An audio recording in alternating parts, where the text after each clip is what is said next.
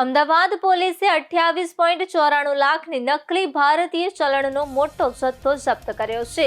Vatva police station અને LCB zone 8ની ટીમે police commissioner, અધિક પોલીસ કમિશનર અને ડેપ્યુટી પોલીસ કમિશનર ઝોન 8ના માર્ગદર્શન હેઠળ આ કાર્યવાહી હાથ ધરી હતી. તપાસમાં બહાર આવ્યું છે કે આરોપીઓએ ભારતીય અર્થતંત્રને નબળું પાડવાનું કાવતરું ઘડ્યું હતું. પોલીસના જણાવ્યા અનુસાર વટવા વિસ્તારમાં એક ફ્લેટમાં થયેલા હત્યા કેસની તપાસ દરમિયાન નકલી ચલણ બનાવની મશીનો અને અન્ય સામગ્રી મળી આવી હતી. મૃતક આરોપી ઇમરાન સાબિર સિંધા છે. 6 અન્ય આરોપીઓ અને એક કિશોરની ધરપકડ કરવામાં આવી હતી. આરોપી 16 માર્ચ 2026થી વટવા ઘરમાં નકલી ચલણ બનાવી રહ્યો હતો. પોલીસે જણાવ્યું હતું કે ઇમરાન સાથે મળીને આશરે 60 લાખની નકલી ચલણ બનાવવામાં આવી હતી.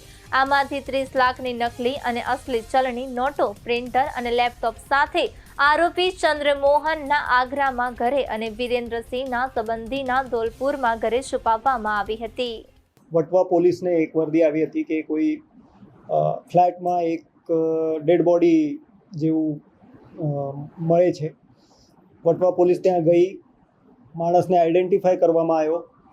એ માણસના જે ફ્લેટમેટ્સ હતા, એની સાથે ફ્લેટમાં રહેવાવાળા જે બીજા 4 માણસો હતા, આ 4 માણસોની તપાસ કરીને વટવા પોલીસે એમને ઉત્તર ભારતથી પકડી પાડ્યા. અને આ તપાસ દરમિયાન જ વટવા પોલીસને ત્યાં એક નાનકડું એક ક્લુ જેવું મળેલું હતું કે એક કાગળ બળેલો જેવો હતો.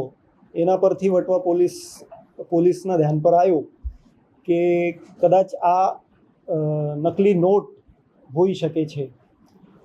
પછી આના આગળની તપાસ હાથ ધરવામાં આવી.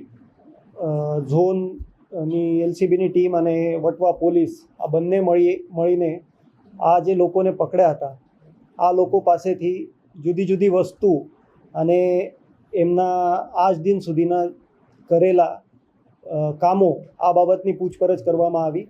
અને આ લોકો ત્યાં નકલી નોટો પ્રિન્ટ કરીને આ ડિસ્ટ્રીબ્યુશન નેટવર્ક ચલાવતા હતા.